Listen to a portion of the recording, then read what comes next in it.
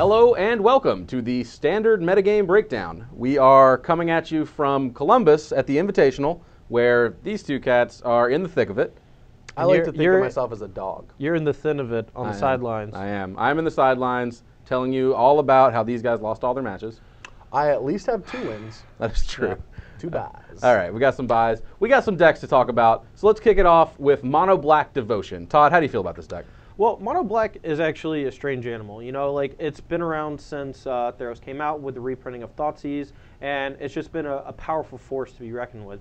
Over the last couple months, we've seen shifts in various color combinations with the deck pairing with black.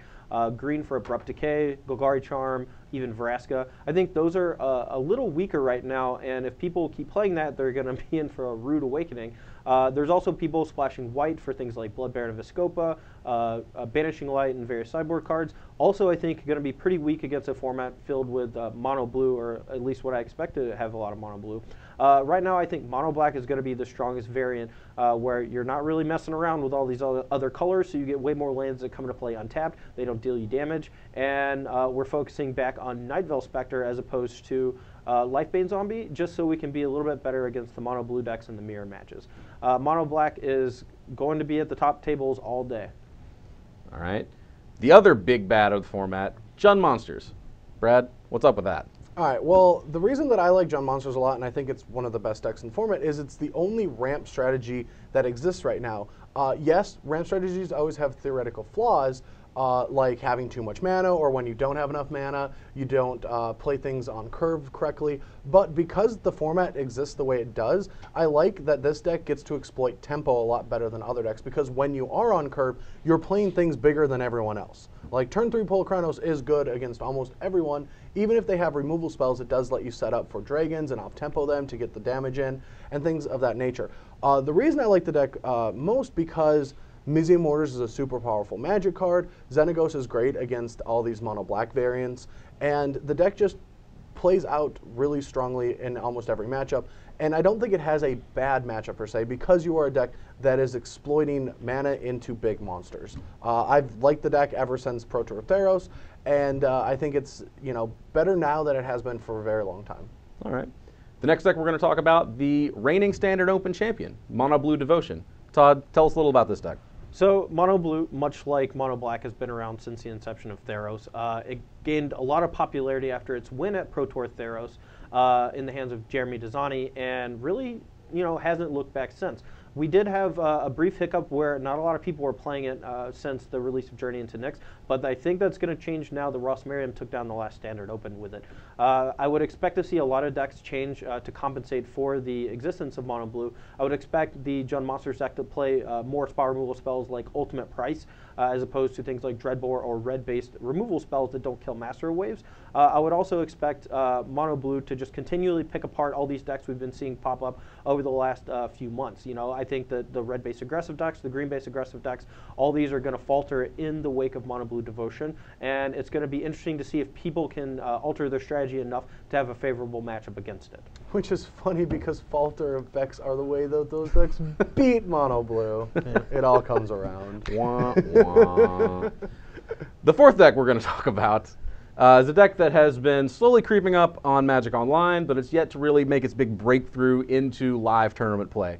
Brad, what's going on with Mono Green Devotion? So this is my called shot for the week. It has been doing relatively good on Magic Online, but hasn't broken out in any of the Opens or Grand Prix, and I think that this is its time. I think the Invitational is a great place for it, because it is a ramp deck with Eidolon Blossoms, Garrick, Caller of the Beasts, I think that's what it's called. I don't know, there's been so many Garricks. The 6-drop. The 6-drop that draws many cards.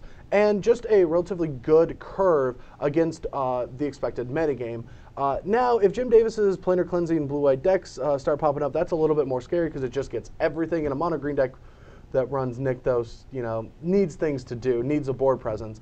But for the most part, since that's a bad matchup anyway, the deck is going to ignore it and just fight all the mono black decks, all the Jund Monsters, all the mono blue. These are good matchups for the deck, but the one issue is the consistency. So I think a lot of the stronger players in the field are going to shy away from the strategy, even though I think it's going to be a very powerful one. I'm including myself in. I will not be playing this deck because I'm just scared of all the bad draws. But I do feel like you might see a couple people sneaking through to the top standings with this archetype because it's just not respected by anyone.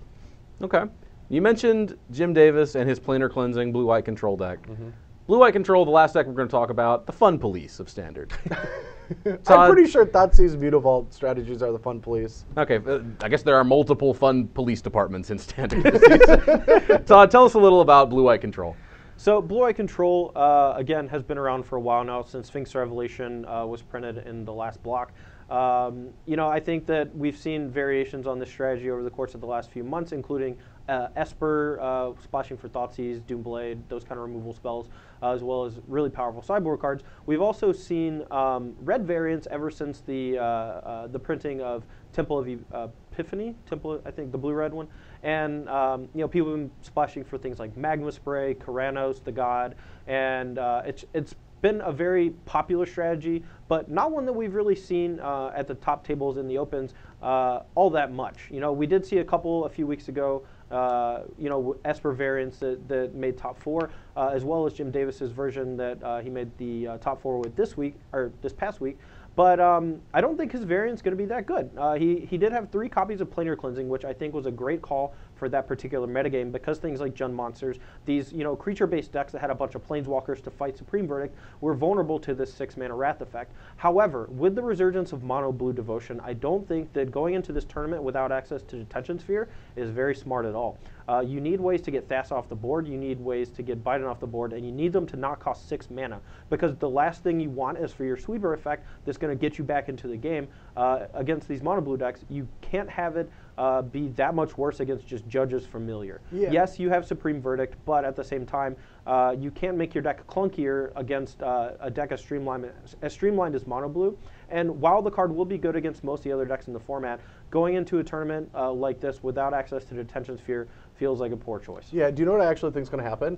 I think a lot of people are going to see Jim Davis's list. For an Invitational, a lot of the players are going to end up making sure that their deck is good against control, but I think they're going to overcorrect themselves and skew their deck into the sense of like, well, now this is what I have to play against. So if people do that and don't even hedge at all, Detention Sphere is going to be a very good card for this weekend, but I don't think that's going to be the case. Like, it doesn't, take a scientist to realize that people are not just all going to jump ship and abandon their Detention Spheres.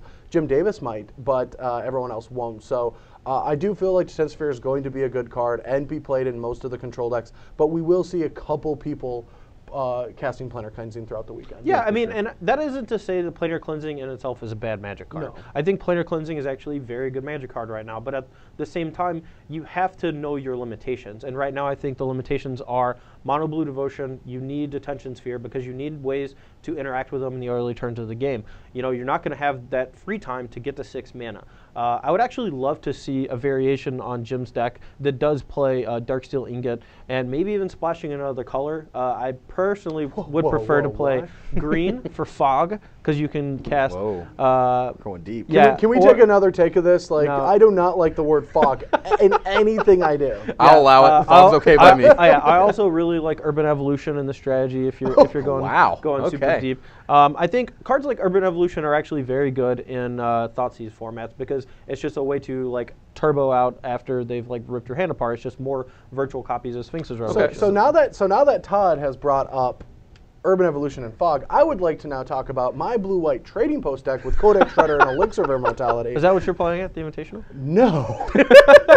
I actually was meaning to ask you guys this. Yeah, we've talked about 5 decks. These are the big decks. These are the decks that should be on every player's radar here at the Invitational. What are some dark horse decks? What's a deck that is off of most people's radars that you guys think can make an impact? Well, personally, I think that red-based decks, aggressive or burn, are going to make a splash at this tournament, but they're not going to be as powerful now that Mono Blue's back on the train. Other than that, I'm not really sure. There might be some Eidolon of Blossoms decks. I know BBD has been championing those for the last few weeks. really love some Doomwake Giant because it gives them access to a million more puns.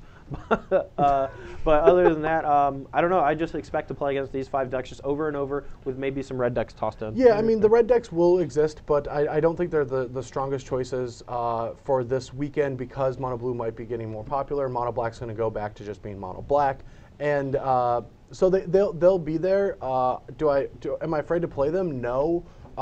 Do I want to play them? Maybe. I don't know. Like, mono red is just like that, right? Like, if they go turn 1 Cackler into Burning Tree, or I have a bad draw against the burn decks, like, it happens, but it's not a strategy that I personally would try to win the trophy with. All right, fair enough. Yeah. We've got plenty more coverage coming of the Star City Games Open Series featuring the Invitational here in Columbus, so stick around. Throw it back to you, Cedric.